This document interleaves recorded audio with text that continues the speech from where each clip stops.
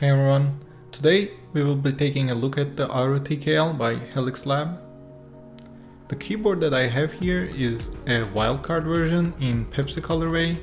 I'll talk about the Wildcard shortly, but first let's take a look at the board itself. The main attraction of this keyboard is the embossed hieroglyphs.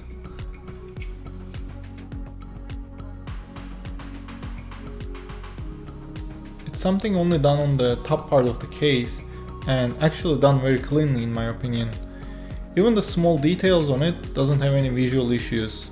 I would have preferred it to be all over the keyboard, but I understand that can drive the cost up. The board comes with a brass weight, but it's fairly small and purely for aesthetic, and doesn't provide much weight in my opinion. The PCB uses USB-C and has underglow, and there's a diffuser on the back of the keyboard where light can be seen.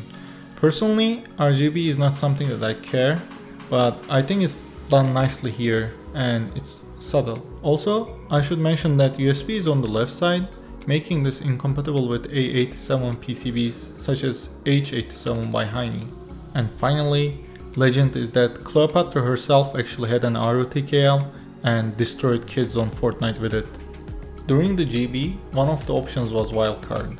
With Wildcard, they offered bunch of interesting colors, including multicolored keyboards, but the catch was, you don't know what you will be getting.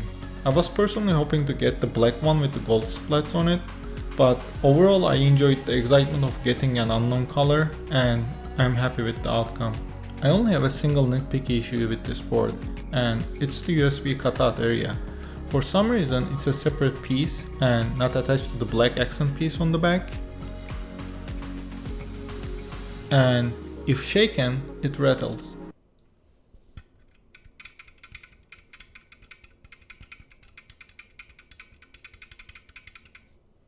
Based on my experience, no matter how hard I type, this doesn't happen during normal typing, so it's not a big deal and can be fixed with some duct tape. But any type of rattling piece in an expensive object cheapens the feel, I think, so this is something that I would prefer fixed in the future rounds. Speaking of future rounds, Helix Lab mentioned that there will be another round of this board with some interesting options like double anodization. If you are interested in AARU TKL, I definitely recommend joining their Discord for the most up-to-date information. I built this board on stream at twitch.tv/keyboard. For switches, I used Linjars, which are Gator recolors, Lube with 3204, and during the GB, other than a regular plate, a flexi carbon fiber plate was offered, and that's what I'm using in this build. I decided not to use the foam to maximize the flex, and I finished off the build with GMK Nautilus with Rama enter key.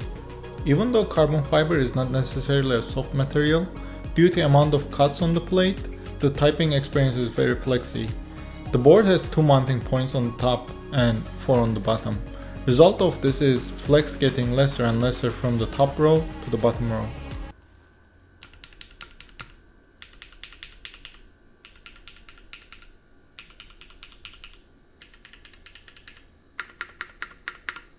And finally, Linjars are one of my favorite Gator recolors.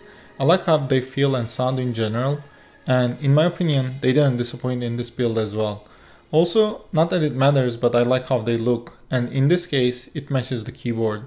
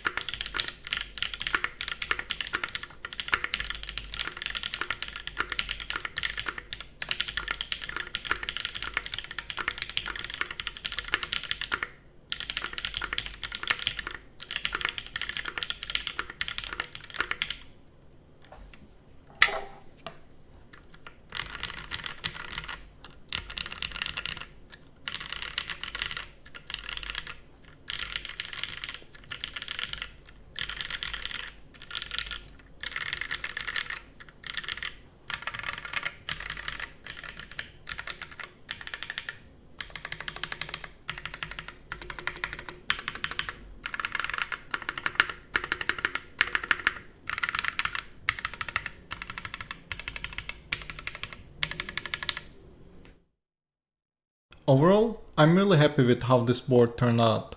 I think it sounds, feels and looks really good. I also appreciate Helix Lab trying something unique and glad that they were successful. Even though I personally don't agree, I know that a lot of people complain about TKLs looking same from top down, and I think AARU would definitely be an exception to that.